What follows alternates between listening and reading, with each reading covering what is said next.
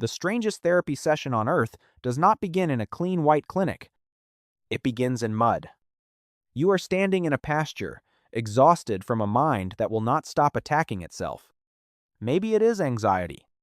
Maybe depression. Maybe PTSD, the kind that turns ordinary sounds into alarms and ordinary rooms into traps. Then someone tells you to stand still, because the thing walking toward you weighs more than half a ton.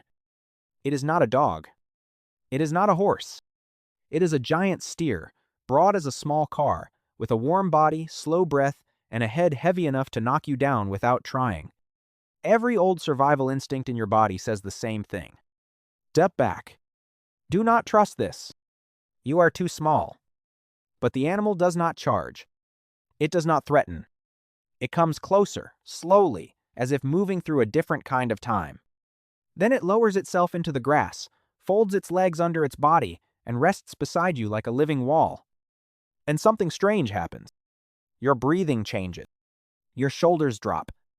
The noise in your head gets quieter.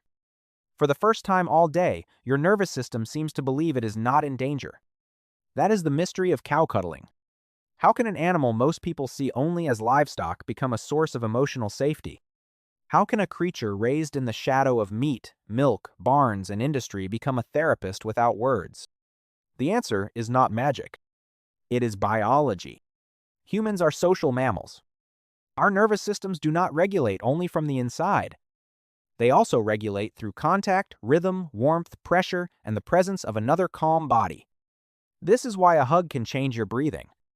Why a sleeping dog can make a room feel safer. Why a horse standing quietly beside a traumatized person can sometimes do what conversation cannot. But cattle bring something different. They are enormous, and that size changes the experience. A small animal can comfort you, but a giant calm animal can make your fear feel physically smaller. When a steer accepts your presence, when it chooses not to move away, when it allows touch, brushing, leaning, or quiet closeness, the body receives a message deeper than language. This huge thing is not hurting me. Maybe I am safe. That message matters because anxiety and trauma often live in the fight or flight system. The body is locked in defense. Muscles stay ready. Heart rate rises. Breathing tightens. The brain scans for danger even when danger is not there. A calm animal can interrupt that loop. Warmth, slow movement, rhythmic breathing, and non-judgmental presence may help activate the parasympathetic nervous system, the part of the body associated with rest, digestion, recovery, and safety. Touch and social bonding can also involve oxytocin, a hormone connected to attachment and trust. This does not mean a steer cures trauma, but it may help the body remember what calm feels like. And for some people, that is not small. In 2024, researchers from New York University and the United States Military Academy at West Point studied cattle-assisted therapy at Surrey Hills Sanctuary in New York. 11 human participants spent at least 45 minutes with one of two steers, Magnus or Callum. The study was small, but fascinating. The steers were not treated like props. Their behavior mattered. They could approach, withdraw, accept touch, or decline it. The researchers were interested not only in whether humans benefited, but whether the animals appeared comfortable too. That detail is important, because real healing cannot be built on the suffering of another creature. During the sessions, the cattle often accepted grooming, touch, hugs, and close contact. Participants described the experience as emotionally meaningful, especially when a shy or massive animal chose to come near them. There is something powerful about being chosen by a creature that does not need your approval. A dog may rush to comfort you. A cow does not perform comfort that way. A steer simply arrives with weight, heat, breath, and stillness. It does not ask you to explain your pain. It does not interrupt. It does not offer advice. It does not need your trauma turned into a story. It just stands there, or lies beside you. And sometimes, that is exactly what a damaged nervous system needs. The NYU study also found a strange pattern. The steers showed stronger preference for interactions with women than with men, and women reported stronger attachment behaviors toward the steers. Researchers were careful not to overstate the reason. It may be that the animals preferred women. It may be that women initiated contact differently. More research is needed. But the finding still reveals something we often forget. Cattle are not furniture.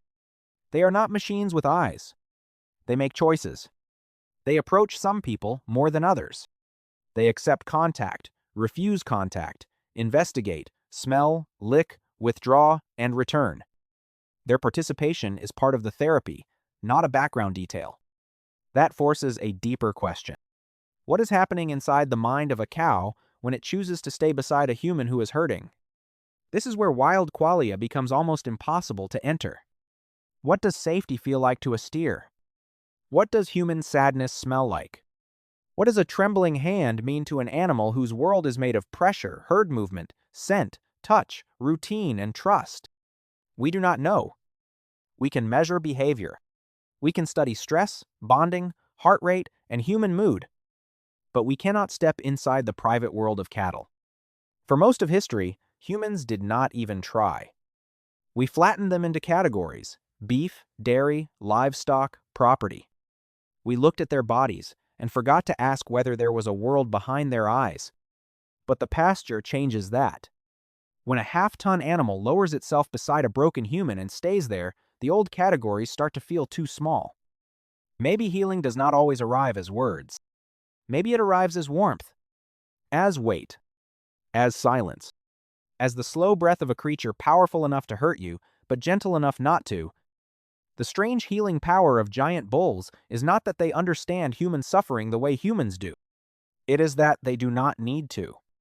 They offer something older than explanation, a calm body beside a frightened one. And sometimes, when the mind is too loud, that is enough. So the next time you see cattle standing quietly in a field, do not look at them only as background to a farm.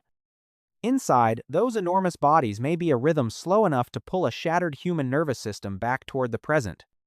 Not a miracle, not a cure, but a reminder that in a world obsessed with speed, words, screens, and diagnosis, one of the most powerful forms of comfort may still be this simple: a living creature choosing to stay beside you, breathing slowly, as if the world is not ending yet.